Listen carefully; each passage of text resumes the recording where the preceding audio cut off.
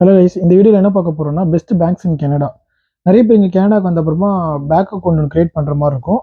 ஏன்னா அதில் தான் வந்து நீங்கள் அமௌண்ட் எல்லாம் உங்களுக்கு வேலை பார்த்தீங்கன்னா உங்கள் பேச்சுக்கெலாம் போகிற மாதிரி இருக்கும். அப்படி இல்லை நீங்கள் ஸ்டூடெண்ட்டாக இருந்தீங்கன்னா கூட உங்கள் ஜிஐசிலாம் வந்து அதில் வர மாதிரி இருக்கும். ஸோ இதுதான் வந்து பேங்க்ஸ். ஸோ இது ஆக்சுவலி கனடாவில் நிறைய பேங்க்ஸ் இருக்குது. எது டாப் 5 பெரிய பேங்க்ஸ்ன்றது தான் பார்க்க போகிறோம்.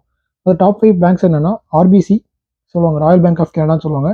டிடி சொல்லுவாங்க, ஸ்காஷியா பேங்க், பிஎம்ஓ, சிஏபிசி. இந்த 5 பேங்க் தான் இருக்குது. ஸோ இதுதான் வந்து கவர்மெண்ட் ரெகுலேஷன்ஸ் கீழே இருக்க அந்த டாப் 5 பேங்க்ஸ்னு சொல்லுவாங்க. அது இல்லாமல் நிறைய ஆன்லைன் பேங்க்ஸ்லாம் இருக்குது. இது வந்து அது ஒரு தனி வீடியோவை போட முடியும். ஆனால் இதுதான் வந்து 5 பேங்க்ஸ். சரி, நமக்கு வந்து எந்த பேங்க் பெஸ்ட்டு அப்படின்னு சொல்லிட்டு பார்த்தோம்னா, எல்லா பேங்க்லேயும் வந்து சேவிங்ஸ் செக்கிங் அக்கௌண்ட்லாம் வந்து இன்ட்ரெஸ்ட் அமௌண்ட்லாம் ஒரே இதுதான் இந்த டாப் 5 பேங்க்ஸில். ஸோ என்னோட சஜஷன் கேட்டிங்கன்னா, ஃபஸ்ட்டு பேங்க் நான் என்ன சொல்லுவேன்னா ராயல் பேங்க் ஆஃப் கனடான்னு சொல்லுவேன்.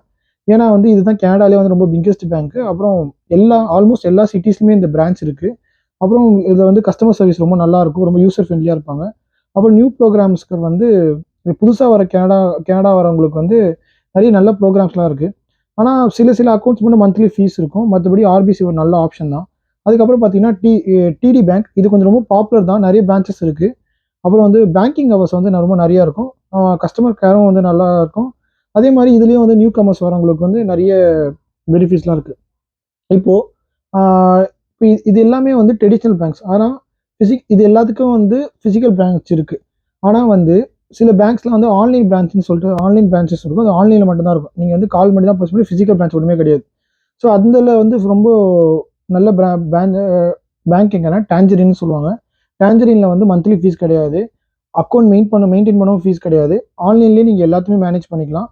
ஆனால் பிரான்ச் இல்லை. இதுதான் பிரான்ச் இல்லாதது தான் ஒரே டிஸ்அட்வான்டேஜஸ் இந்த அக்கௌண்ட்டுக்கலாம். அதே மாதிரி சிப்ளி ஃபைனான்ஸ்னு ஒரு அக்கௌண்ட் இருக்குது. அதுவும் ஆன்லைன் பேங்கிங் தான், ஃபீஸ் கிடையாது. ஆனால் மொபைல் ஆப்பில் வந்து நல்லா யூஸ் பண்ணிக்கலாம். இப்போது நீங்கள் நியூ கம்பெனியாக வந்தீங்கன்னா நீங்கள் எந்த பேங்க் பெஸ்ட்டுன்னு கேட்டிங்கன்னா, நான் பர்சனலாக என்ன சொல்லுவேன்னா, நியூ பேங்க் வரவங்களுக்கு, புதுசாக கனடா வரவங்களுக்கு இப்போ பேங்க் என்ன டிடி, ஆர்பிசி, ஸ்காஷியா இதெல்லாம் வந்து ஒரு நல்ல ஆப்ஷன் தான் நான் சொல்லுவேன். ஏன்னா இதில் வந்து நியூ கம்மருக்குன்னு சில பேக்கேஜஸ் இருக்கும், ஃப்ரீ பேங்கிங் ஆஃபர்ஸ் இருக்கும், கிரெடிட் கார்டோட அப்ரூவல்லாம் ரொம்ப ஈஸியாக இருக்கும். இப்போது சேவிங்ஸை பற்றி பேசலாம்.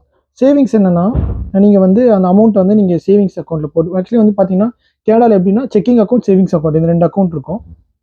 ஸோ இந்த அக்கௌண்ட் எப்படின்னா செக்கிங்கில் வந்து நீங்கள் சேவிங்ஸில் அமௌண்ட் போட்டுச்சிங்கன்னா உங்களுக்கு குறிப்பிட்ட அமௌண்ட் வந்து இன்ட்ரெஸ்ட் வந்து ஜென்ரேட் பண்ணுவோம். ஒரு பேங்க்கில் வந்து ஒரு இன்ட்ரெஸ்ட் ரேட் இயர்லி கால்குலேட் ஆகும்.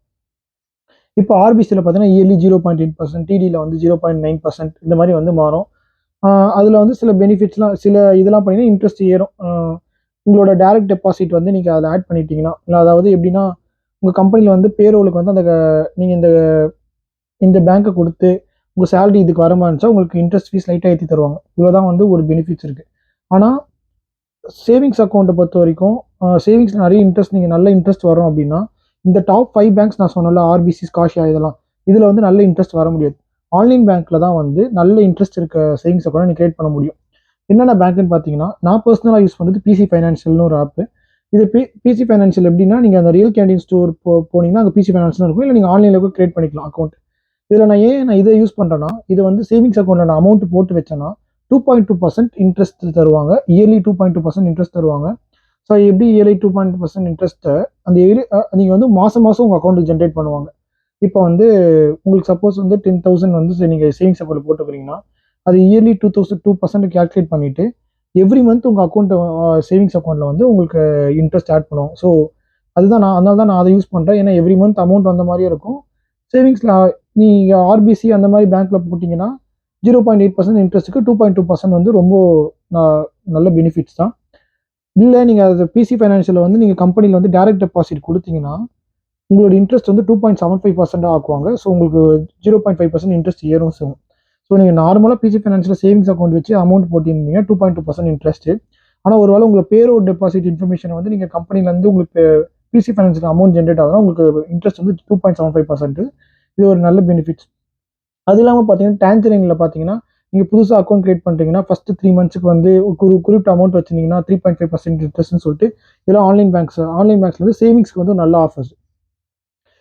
இப்போ நான் என்னோட சஜஷன் கேட்டிங்கன்னா, நான் வந்து ஆர்பிசி ஒரு அக்கௌண்ட் வச்சிருக்கேன், பிசி ஃபைனான்ஷியல் ஒரு அக்கௌண்ட் வச்சிருக்கேன். ஆர்பிசியில் வந்து நான் டே டு டே ரெகுலராக ஆக்டிவிட்டீஸ் பண்ணுறதுக்கு, இந்த இன்ட்ராக்ட் பண்ணுறதுக்கு அதெல்லாம் வந்து ஒரு குறிப்பிட்ட மினிமம் அமௌண்ட் மட்டும் ஆர்பிசி செக்கிங் அக்கௌண்ட்டில் வச்சுட்டு மீதி எல்லா அமௌண்ட்டையும் தூக்கி பிசி ஃபைனான்ஷியல் சேவிங்ஸ் அக்கௌண்ட்டில் போடுவேன். ஏன்னா 2.2% இன்ட்ரெஸ்ட் வரனால. ஸோ இதுதான் வந்து பேங்க்ஸோட சிஸ்டம். இது தவிர உங்களுக்கு வேறு பேங்க்ஸ் செஞ்சால் கமெண்ட் செக்ஷனில் சொல்லுங்கள். Please subscribe my channel. Thank you.